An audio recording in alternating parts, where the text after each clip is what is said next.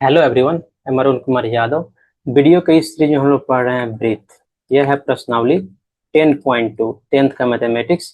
अब तक हम लोग कवर कर चुके हैं 10.2 का क्वेश्चन नंबर 1 से लेकर के 12 तक, यानी यह लास्ट क्वेश्चन है प्रश्नावली का। इसके साथ ब्रीथ मेरा क्या हो जाएगा, खत्म हो जाएगा। और यह क्वेश्चन जो है बहुत ही इंपॉर्टेंट है, बहुत ही इंपॉर्टेंट क्वेश्चन है, कंसेप्चुअल क्वेश्चन है, टफ क्वेश्चन नहीं है। आराम से 2-3 लाइन में इसका आंसर आने वाला है। इसको समझेंगे।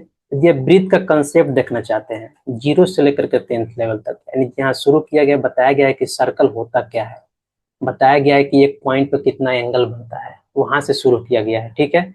और पढ़ाया गया है प्रमेय तक, प्रमेय 10.1, प्रमेय 10.2, एकदम डिटेल में बिना कोई चीज छोड़े हुए। तो जाइए ब्रीथ के प्लेलिस्ट में लेक्चर 1 देखिए। लेक्चर 1 में सारा कंसेप्ट आपका क्लियर हो जाएगा। फिर एक एक क्वेश्चन को देखिए, एक एक क्वेश्चन को हम डिटेल में बताए हुए हैं। तो आइए बिना देरी किए क्वेश्चन को पहले पढ़ते हैं। सिद्ध कीजिए कि वृत्त के परिगत बनी चतुर्भुज, वृत्त के परिगत यानी वृत्त के चारों ओर बनी चतुर्भुज की भुजाएं केंद्र पर संपूरक कोण बनाती है। आइए पहले इसको समझते हैं। यहाँ देखिए, ये यहाँ पे मिट गया है, ये ए है। ठीक है, let me right with the same colour. ये ए है।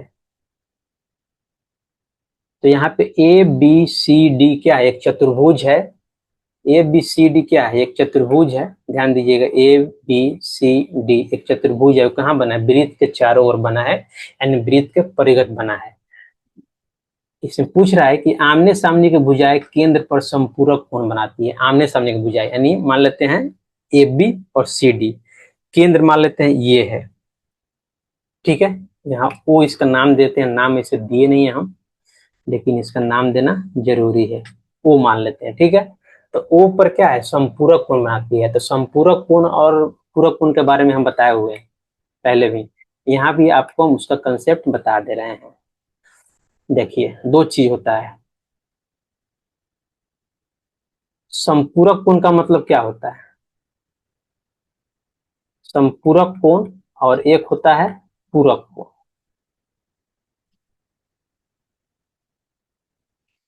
संपूरक कोण का मतलब होता है जब दो कोणों का योग मिलकर 180 हो जाए तो उसको बोलते हैं संपूरक।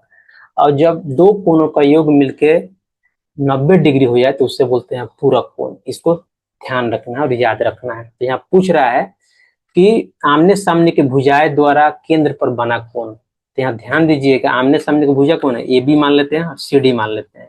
तो ए बी पर केंद्र कौन बन रहा है, ये वाला ए ओ बी, इसको अल्फा 4 से रिप्रेजेंट किए हैं। ठीक है, और सी ओ डी इसको अल्फा 2 से रिप्रेजेंट किए हैं। तो इसको बोल रहा है कि दोनों का योग यानी अल्फा 2 प्लस अल्फा 4 180 होगा, ये प्रूफ करना है। और दूसरा कौन भुजा हो गया, ए डी और बी सी। तो ए डी से कौन बन रहा है केंद्र पे, अल्फा 1, यानी ए ओ डी अल्फा 1 बन रहा है। तो अल्फा 1 प्लस अल्फा 2 यानी बी सी से बना केंद्र पर कौन कौन, बी ओ सी यानी अल्फा 3 इक्वल टू 180 डिग्री। यही प्रूफ करना है। ये कैसे प्रूफ होगा, प्रूफ करेंगे। पहले आइए मान लेते हैं हम इसमें। माना कि चतुर्भुज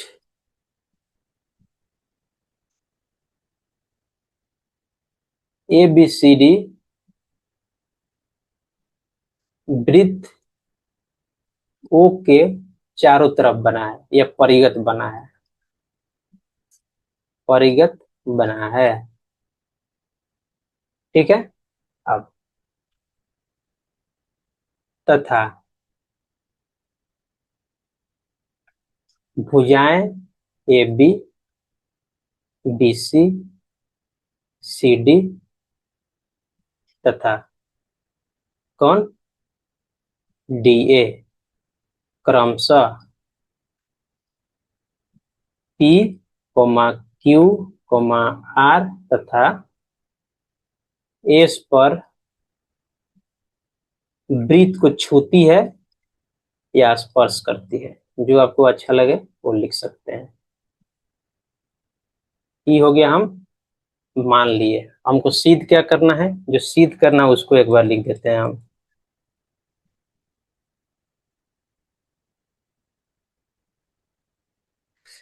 सिद्ध करना है क्या, α1 प्लस α3 इक्वल टू 180 डिग्री, जैसे बताए हैं α2 प्लस α4 इक्वल टू 180 डिग्री, यही प्रूफ करना है।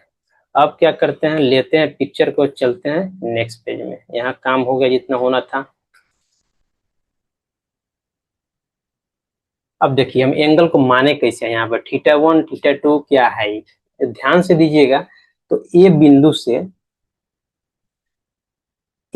से दो गो स्पर्श रेखा खींची गई है वृत्त पे, AP और AS। तो ये दोनों ट्रायंगल क्या होगा, आपस में सर्वांगसम होगा, यानी AOS और AOP सर्वांगसम होगा। इसलिए दोनों एंगल क्या होगा, बराबर होगा, θ1 और θ2। सॉरी θ1 इसका वैल्यू रख दिया है नाम हम, इसको हम प्रूफ किए हुए हैं, तो जाके आप वहां से समझ सकते हैं इसको। सिमिलरली यहाँ D से भी दो स्पर्श रेखा है, तो इसलिए क्या होगा, दोनों ट्रायंगल सर्वांगसम हो जाएंगे। तो यहाँ भी θ2 मान लिए दोनों एंगल बराबर हो जाएंगे। सिमिलरली यहाँ से भी C से CQ और CR क्या है, दो स्पर्श रेखा है, तो इसमें दो ट्रायंगल COQ और CRO क्या हो जाएंगे, सर्वांगसम हो जाएंगे, इसलिए दोनों एंगल क्या हो जाएंगे, बराबर हो जाएंगे। तो θ3 मान लिए। बी से देखिए, बी से भी दो स्पर्श रेखाएं खींची गई है, BQ और BP, ठीक है। अब देखिए सर्वांगसम होगा ये दोनों त्रिभुज, जैसे ही सर्वांगसम होगा इसका एंगल सारा जब होगा क्या हो जाएगा, आपस में बराबर हो जाएगा। तो यहाँ पे इसको θ4 माने तो ये क्या हो जाएगा, ये भी θ4 हो जाएगा। अब देखिए ये हो गया। अब सर्वांगसम जो माने हैं, अब इसको हम कैसे लिख सकते हैं, देखिए सर्वांगसम एक त्रिभुज को लेकर के हम प्रूफ कर दे रहे हैं, ठीक है, बाकी आप समझ जाइएगा। अब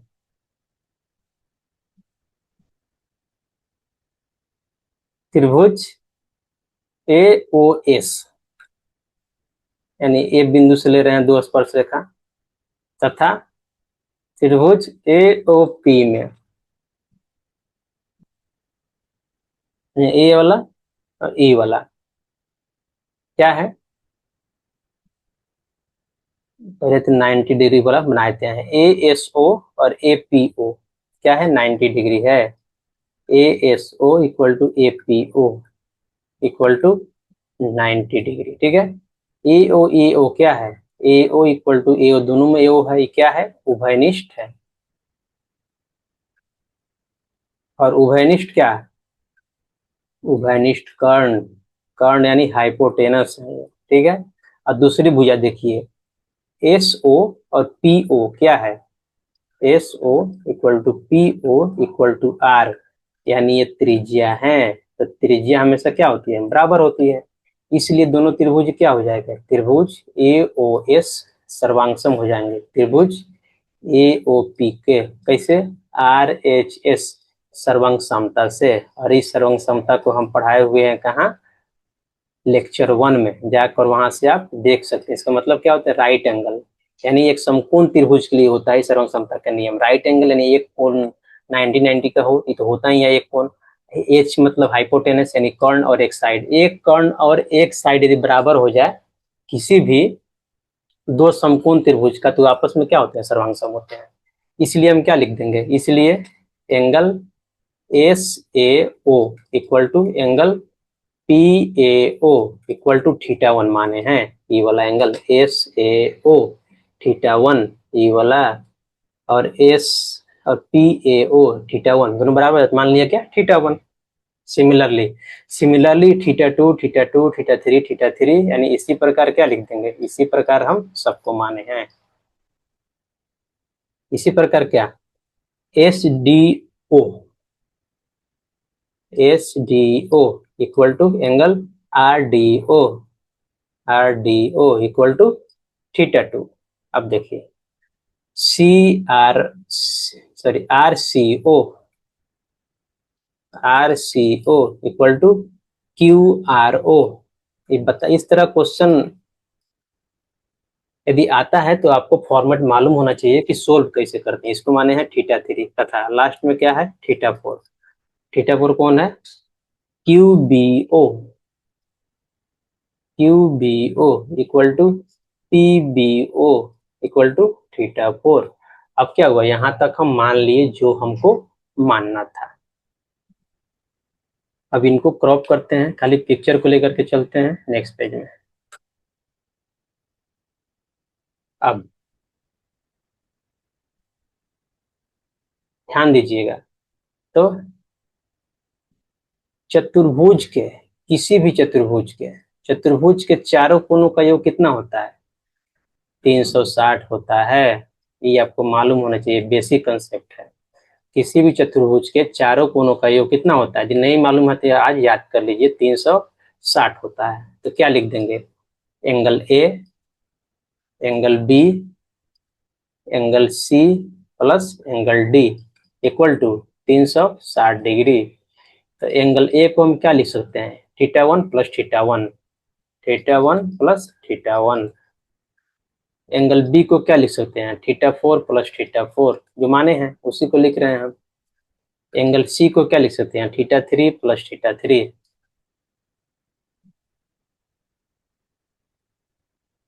एंगल डी को क्या लिख सकते हैं? θ2 प्लस θ2 इक्वल टू क्या हो जाएगा? 360 डिग्री।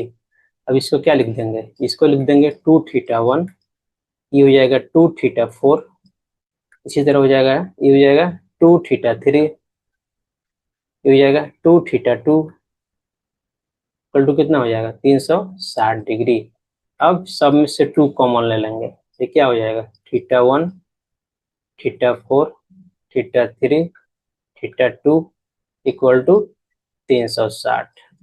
अब 2 से काटेंगे तो कितना मरतबे कट जाएगा? ये 180 मरतबे। यानी θ1 लिखिए, यहाँ θ1 2 3 4 सब है, तो इसको हम ऐसे लिख सकते हैं, θ1 plus θ2 plus θ3 plus θ4 equal to 180 degree. ये क्या आ गया मेरा? इसको इक्वेशन 1 मान लेते हैं, यानी θ1 plus θ2 plus θ3 plus θ4 equal to कितना आ गया? 180 डिग्री आ गया। अब यहाँ पे एक इम्पोर्टेंट कंसेप्ट है, ध्यान दीजिएगा। एंगल ए ओ एस में देखिए, एंगल ए ओ एस में ई है 90 डिग्री, ई है θ1, तो ई वाला कितना हो जाएगा? 90 माइनस θ1। क्यों? कि त्रिभुज के तीनों कोनों का योग कितना होता है? 180 डिग्री होता है। ये समकोण त्रिभुज है, समकोण में तो एक को 90 डिग्री होगा, नहीं समकोण होगा। दूसरा एंगल एगो थीटा है, तो उसका नेक्स्ट एंगल क्या हो जाएगा? नहीं उसका एक और बचा हुआ एंगल क्या हो जाएगा? 90 माइनस थीटा हो जाएगा। तो यहीं पे वही चीज यहाँ पे हम लिख रहे हैं, क्या? जो ई वाला एंगल है, ई वाला इतना कितना हो जाएगा? 90 डिग्री माइनस θ1, क्योंकि ये वाला कितना है? θ1 है। सिमिलरली यहाँ पर ध्यान दीजिए, ये भी समकोण त्रिभुज हो गया, एस ओ डी, तो ई वाला एंगल कितना हो जाएगा? यदि ई θ2 है तो ये कितना हो जाएगा? 90 माइनस θ2 हो गया। उसी तरह से यहाँ ध्यान दीजिए, यदि ई वाला एंगल θ2 है और ई समकोण है, तो ई वाला एंगल कितना हो जाएगा? त्रिभुज डी ओ आर में 90 माइनस θ2। यहाँ देखिए, ये समकोण है, तो आर ओ सी में यदि ई एंगल θ3 है, तो ई वाला एंगल कितना हो जाएगा? इतना वाला 90 माइनस θ3। अब यहाँ भी ध्यान दीजिए, यहाँ भी समकोण है, ई वाला एंगल θ3 है, तो ई वाला एंगल कितना हो जाएगा? ये भी उतना ही हो जाएगा, 90 माइनस θ3। इसी तरह से ये θ4 है, तो ये कितना हो जाएगा? 90 माइनस θ4। कोई दिक्कत नहीं, ये कितना हो जाएगा? 90 माइनस θ4। वैसा ही ये समकोण है, θ1 है, तो कितना हो जाएगा? ये भी 90 माइनस θ1 हो जाएगा। हो गया। अब देखिए, अब हमको निकालना क्या है? Alpha 1 plus alpha 2। अब अल्फा 1 देखिए, अल्फा 1 क्या लिख सकते हैं? अल्फा 1 यहाँ से लेकर यहाँ तक है, एक बार दिखा देते हैं। अल्फा 1 यहाँ से लेकर के यहाँ तक है, तो अल्फा 1 को लिख सकते हैं 90 माइनस θ1 प्लस 90 माइनस θ2 लिख सकते हैं। उसी तरह अल्फा 2 को देखिए, तो अल्फा 2 नहीं, अल्फा 3 होगा, यहाँ पे बाद में उसको लिख देंगे। अल्फा 3 कितना होगा? अल्फा 3 ई है, ये हो जाएगा 90 माइनस θ4, ये हो जाएगा 90 माइनस θ3। आइए इनको भाई साहब को थोड़ा सा हम मिटाते हैं। अल्फा 1 प्लस अल्फा 3, अल्फा 1 क्या हो जाएगा? 90 माइनस θ1, 90 डिग्री माइनस θ1 प्लस यानी ई वाला एंगल एगो, और 90 माइनस थीटा टू, ई वाला 90 डिग्री माइनस थीटा टू, दो दो एंगल का योग हो रहा है अल्फा वन। अब देखिए प्लस अल्फा थ्री क्या हो जाएगा, अल्फा थ्री जगह 90 माइनस थीटा फोर, पहला 90 माइनस थीटा फोर, देखिए ये वाला क्या हो जाएगा 90 माइनस थीटा थ्री,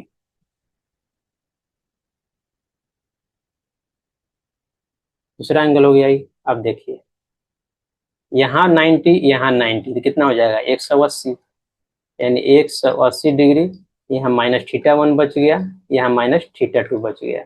ओके, अब देखिए यहाँ प्लस क्या हो जाएगा दूसरा वाला के लिए, यहाँ भी 90 यहाँ भी 90, कितना हो गया 180 डिग्री। यहाँ देखिए minus theta four minus theta three, minus theta four minus theta three, कितना हो जाएगा, यहाँ प्लस है 180 प्लस 180 हो जाएगा, कितना हो जाएगा 360। अब ध्यान दीजिए यहाँ हो जाएगा minus theta one minus theta two, हो जाएगा minus theta four minus theta three, यही होगा। अब देखिए 360 यहाँ रख के माइनस कॉमन ले लेंगे तो 1 2 3 4 सब है थीटा में, तो एक साथ लिख देंगे theta one plus theta two plus theta three plus theta four, लिख देंगे। ये क्या आ गया alpha one plus alpha three, जो हमको निकालना है 180। और समीकरण वन से देखिएगा तो 360, इस सब का वैल्यू कितना है समीकरण वन से 180 डिग्री है। कैसे लिखे इसको हम, इसको लिखे समीकरण वन से, समीकरण वन से, समीकरण वन एक बार देख लीजिए, देख लीजिए alpha theta one theta two theta three theta four equal to 180 degree, तो वन से वैल्यू रख दिए, कितना आ जाएगा 360 माइनस 180 यानी 180 डिग्री, इसलिए alpha one plus alpha three 180 degree. ये क्या हो गया, यही तो हमको प्रूफ करना था, तो पहला प्रूफ हो गया, एक प्रूफ हो गया यानी संपूरक कोण हो गया। और दूसरा प्रूफ करना है इसी तरह से, तो क्या करेंगे पिक्चर को लेंगे, चलेंगे नेक्स्ट पेज में।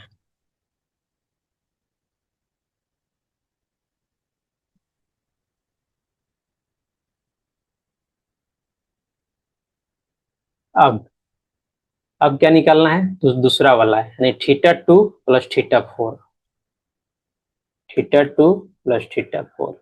अब यहाँ देखिए थीटा टू कौन होगा, सी डी भुजा से जो केंद्र पे एंगल बन रहा है वो क्या है थीटा टू है, और ए बी भुजा से जो केंद्र पे एंगल बन रहा है वो क्या है alpha four, sorry alpha two alpha four है ये।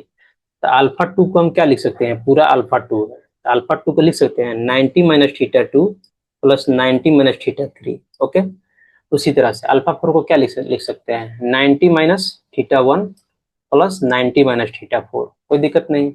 आइए लिखते हैं, तो अल्फा टू क्या हो जाएगा, alpha two 90 minus theta two, पहला एंगल क्या हो गया 90 minus theta two plus 90 minus theta three, 90 minus theta three, ये दूसरा हो गया, ये हो गया अल्फा टू। अब अल्फा थ्री देखिए क्या आता है, alpha four 90 minus theta one, पहला 90 minus theta one plus 90 minus theta four,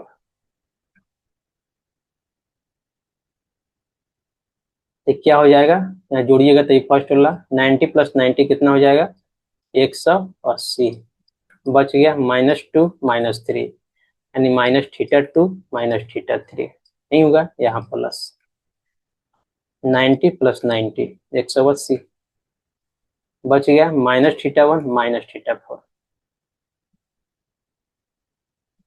क्या हो जाएगा यहाँ ध्यान दीजिए 180 प्लस 180, यहाँ प्लस ही साइन है तो ब्रैकेट जस्ट हटा दीजिए, एज्यूम कर लीजिए ब्रैकेट हट गया, तो क्या हो जाएगा 180 प्लस 180 360, तो बच गया उसको लिख दीजिए minus theta two minus theta three, इसमें से बचा माइनस थीटा वन और माइनस थीटा फोर, हो गया। अब देखिए 360 डिग्री माइनस कॉमन लेते हैं, यहाँ ध्यान दीजिएगा तो 1 2 3 4 सब है, एक साथ लिख दे रहे हैं इसे क्रम में, तो theta one plus theta two plus theta three plus theta four. अब इसका वैल्यू हमको मालूम है, समीकरण वन से निकाले हुए हैं, कितना है 180 डिग्री है, कहाँ से समीकरण 180, थोड़ा अच्छा से लिखा जाए समीकरण 1 से, तो क्या आ जाएगा 180 डिग्री आ जाएगा। इसलिए क्या अल्फा 2 प्लस अल्फा 4 क्या आ गया 180 डिग्री आ गया। यही तो हमको प्रूफ करना था, तो क्या हो गया लास्ट में लाइन क्या लिख देंगे, अतः चतुर्भुज के, सॉरी, वृत्त के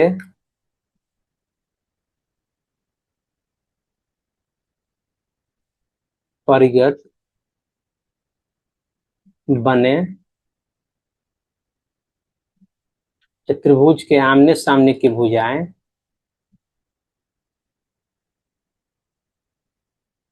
केंद्र पर कितना समपूरक कोण बनाती है, यानी 180 डिग्री का कोण बनाती है। कि भुजाएं चतुर्भुज वृत्त के परिगत बने चतुर्भुज की आमने सामने की भुजाएं केंद्र पर समपूरक कोण बनाती है।